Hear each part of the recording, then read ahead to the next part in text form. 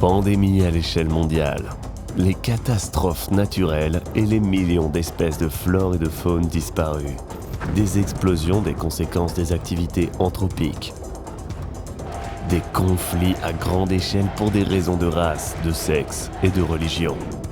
Et ce n'est qu'une petite partie des problèmes qui ont frappé notre civilisation au cours des dernières années. Il y a un sentiment désagréable qu'il est temps de quitter cette planète. Si auparavant, les idées de colonies humaines dans l'immensité de l'espace étaient perçues comme un conte de fées, puis comme un objet de recherche, maintenant, il pourrait devenir une question de première nécessité dans le cas de la sauvegarde de notre espèce.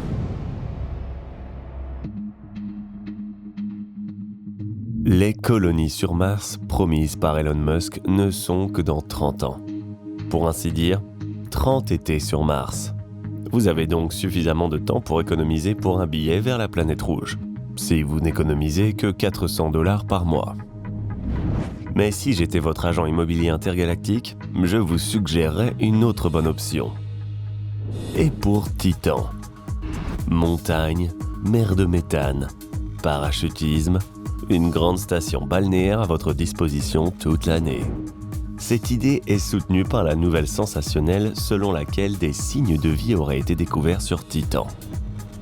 Le produit chimique est appelé acrylonitrile, une substance organique complexe qui peut former des membranes cellulaires et des attosomes ressemblant à des cellules à base de lipides, à partir desquels les organismes terrestres sont construits.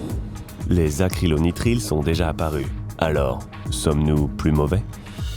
La colonisation de cette lune a 2 issues possibles. Votre vie sur Titan est assez longue et heureuse, ou une mort fugace. Pourquoi Titan ? La zone habitable sur Titan est assez grande. C'est la plus grande lune de Saturne et la 2e plus grande lune du système solaire. C'est presque la moitié de la taille de la Terre. Et dans sa magnitude, elle ressemble à la taille de l'Eurasie et de l'Afrique combinées. Sur notre planète, environ 5,830 milliards de personnes habitent un tel territoire. Pas une mauvaise taille pour un déménagement dans l'espace. Il y a peut-être une place pour vous. Disons que vous avez décidé de modifier votre environnement, mais que vous vous posez immédiatement de nombreuses questions. Combien de temps durera le voyage ? Combien de sièges y aura-t-il ? Combien coûtent les billets ? La distance la plus proche entre Titan et la Terre est d'environ 746 millions de miles. C'est à peu près la même chose que si vous faisiez le tour de l'équateur de la Terre 33 000 fois. La durée du vol serait de 7 ans. C'est un temps assez long passé dans l'espace confiné. Et je pense que ça pourrait être un gros problème. La quarantaine du coronavirus a peut-être été un entraînement qui nous a progressivement préparés à ce long déménagement.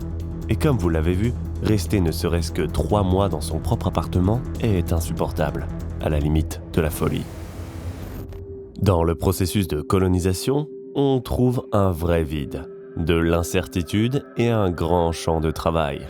De plus, en tant que premier visiteur de cette nouvelle maison, vous devrez tout créer à partir de zéro. Si, comme beaucoup de gens aujourd'hui, vous avez des problèmes de recherche d'emploi inconsolables, sachez ceci. Sur Titan, vous n'auriez certainement pas à vous tenir la main tendue devant un cratère pour demander l'aumône. Il y aurait beaucoup de postes vacants ici.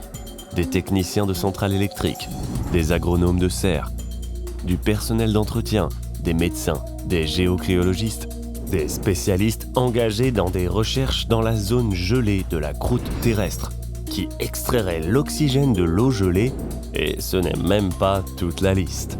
Oui, dans les films de science-fiction passionnants sur l'espace, ce n'est pas montré. Mais les échéances constantes, le manque de sommeil et le burn-out moral ne seraient pas restés sur Terre. Ici, vous retrouveriez la même routine de travail. Tout le monde ne serait pas en mesure de s'acclimater en toute sécurité. Vos muscles seraient douloureux en raison de la faible gravité et vous souffririez de migraines constantes dues au cyanure contenu dans l'air de la Lune. L'une des raisons qui suscite l'intérêt pour la colonisation de cette lune est la présence d'hydrocarbures sur celle-ci, sur lesquels fonctionnent actuellement la plupart des équipements de la Terre, ce qui nous permettrait de voler beaucoup plus facilement. Un scientifique américain, le docteur Robert W. Bussard, a estimé qu'un équipage de 400 personnes pour atteindre Titan nécessiterait 24 000 tonnes de charge utile à bord. Il a inclus tous les modules de vie et les ressources nécessaires au maintien de la vie dans les conditions de leur lancement. Cela comprend divers équipements, des matériaux de construction, des réserves de nourriture. Une telle aventure coûterait au budget américain environ 16 milliards 210 millions de dollars. Et ceci seulement pour 1 an. Bien qu'il s'agisse d'un 12e du budget américain, ce montant est tout à fait décent. En comparaison, les États-Unis n'ont alloué que 11 milliards de dollars pour combattre Covid-19. Titan est le seul corps cosmique du système solaire pour lequel l'existence d'un liquide à la surface a été prouvée. L'eau existe ici sous forme de glace gelée. Par conséquent, Titan est en fait un double de la planète Terre. Eh bien, plus précisément, la Terre est dans les premiers stades froids de son développement. La température moyenne à la surface de Titan que vous auriez à supporter serait d'environ moins 292 degrés Fahrenheit. À titre de comparaison, la température la plus basse de notre planète, enregistrée en Antarctique, est de moins 119. Vous pourriez attendre qu'elle évolue jusqu'au niveau de développement de la Terre à notre époque. Mais il est peu probable que notre civilisation survive jusqu'à cette époque. Vous n'avez qu'une seule option, vous adapter. L'équipement et les vêtements développés à notre époque pour les explorateurs polaires peuvent supporter une température d'environ moins 126 degrés. La combinaison spatiale d'un astronaute, moins 292 degrés. Mais en même temps, l'atmosphère de Titan est 50% plus dense que celle de la Terre et elle possède une magnétosphère. Cela vous protégerait des radiations, contrairement à Mars, où nous devrions porter des combinaisons spatiales car l'atmosphère y est très fine et vulnérable. Cela signifie également que vous, les futurs habitants de Titan, pourriez vous passer de combinaisons spatiales. Il suffirait de développer des modèles de vêtements les plus chauds possibles, ainsi que d'utiliser des masques et des bouteilles d'air. Les experts suggèrent que l'approvisionnement en bouteilles d'oxygène soit extrait de la glace d'eau située sous la surface de Titan. Si l'année 2020 vous a habitué à porter des masques, alors avec un équipement massif et inconfortable, ça serait plus difficile. Faire le tour des curiosités de Titan serait un vrai travail de titan pour vous. Le repos demanderait un effort, la vie serait comme la survie. Nos rêves d'espace ne ressemblaient pas du tout à ça. Mais ne vous inquiétez pas, un de nos rêves ne peut se réaliser que sur Titan.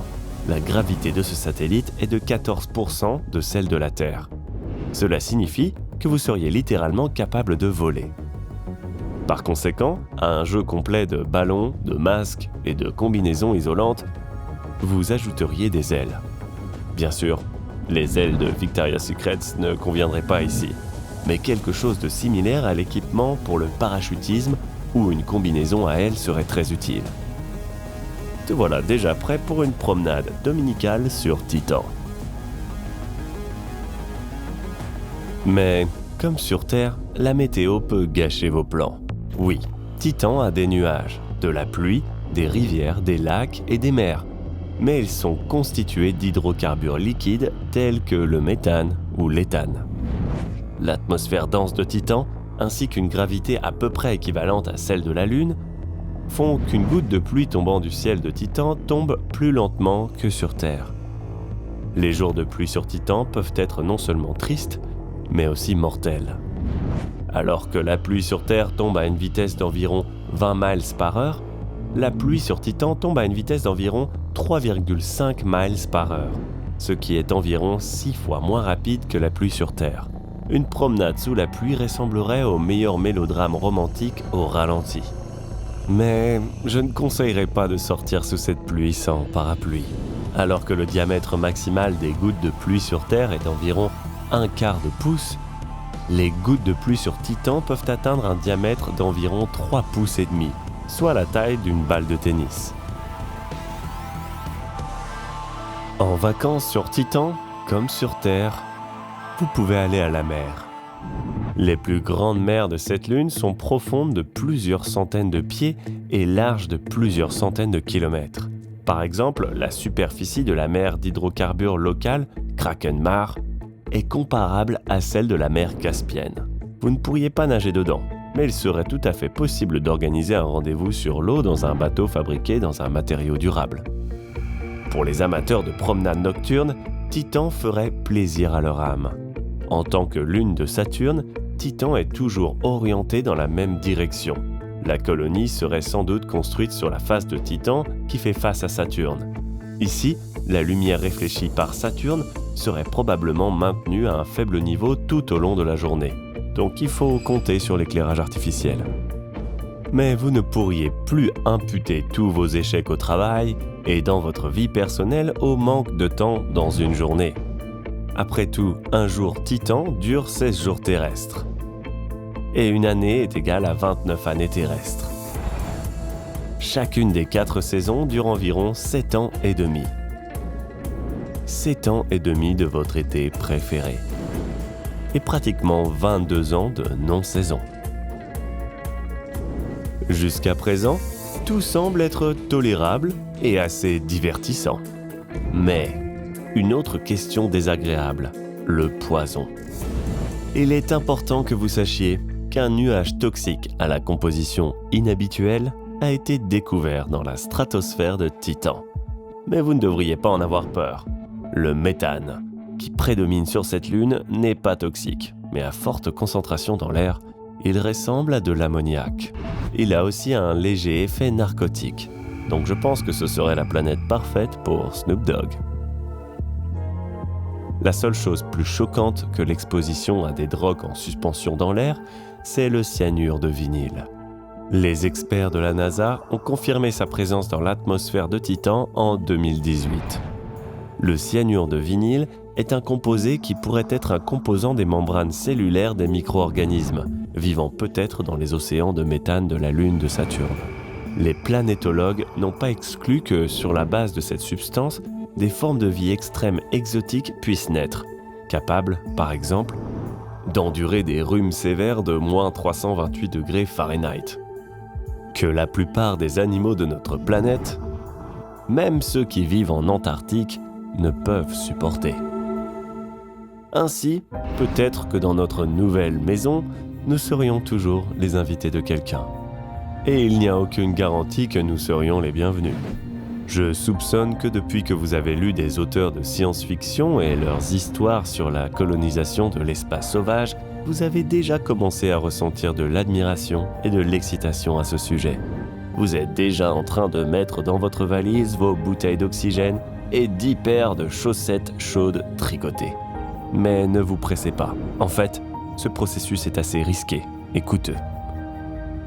Guerre, famine, violence. L'humanité veut laisser tout cela derrière elle et tout recommencer sur une feuille cosmique propre.